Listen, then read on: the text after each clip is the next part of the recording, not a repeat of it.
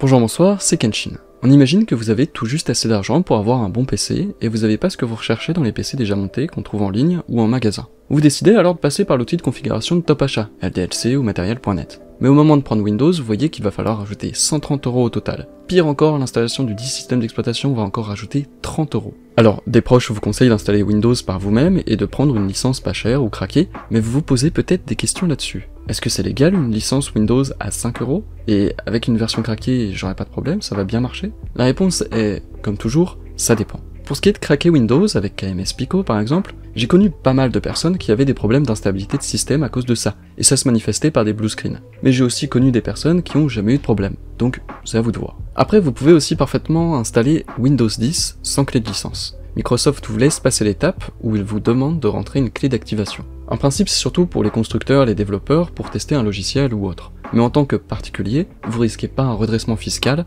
donc vous avez pas grand chose à craindre. Vous aurez juste quelques limitations et le bandeau en bas à droite, Activer Windows, qui peut parfois apparaître au-dessus d'une application en plein écran comme un jeu ou une vidéo, et ça peut être assez gênant. Personnellement, je préfère dépenser 5 € pour une licence Windows et avoir le moins de problèmes possible. Et pas que je me fasse du souci pour les rentrées d'argent de Microsoft, non, c'est plutôt l'inquiétude de certains quant à si leur licence pouvait être révoquée, si elle était légale ou pas, qui m'a poussé à chercher une réponse quant à la légalité de ces clés. J'en voyais pas mal avancer que c'était des cartes bancaires volées qui permettaient de les revendre à ce prix, du blanchiment d'argent en soi. C'est vrai que la licence qui passe de 130 à 5 €, on a en droit de se poser des questions.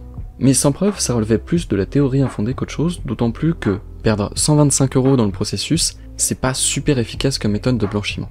La réponse, je l'ai trouvée dans les décisions de la Cour de justice européenne sur une affaire de ce genre, je vous mets la source dans la description. Ce qu'ils en disent, c'est que le commerce des programmes informatiques utilisés est légitime, et la vente de logiciels utilisés est également autorisée s'il est transmis en ligne. C'est la décision qui a été rendue dans le procès qui opposait Oracle à l'entreprise UsedSoft, qui est spécialisée dans la revente d'occasion de logiciels. Ce qu'ils font, c'est racheter des licences à des entreprises qui en avaient trop. Alors, ils s'occupaient pas que de Windows, mais pour prendre l'exemple de Windows, Microsoft met en place un système de vente en gros qu'ils appellent Volume Licensing.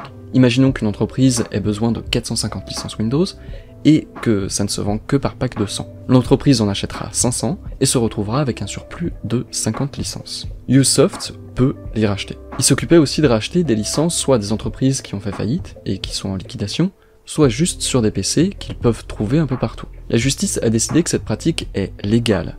Elle a aussi tranché sur la question des versions OEM, qui sont censées n'être vendues qu'avec un matériel informatique.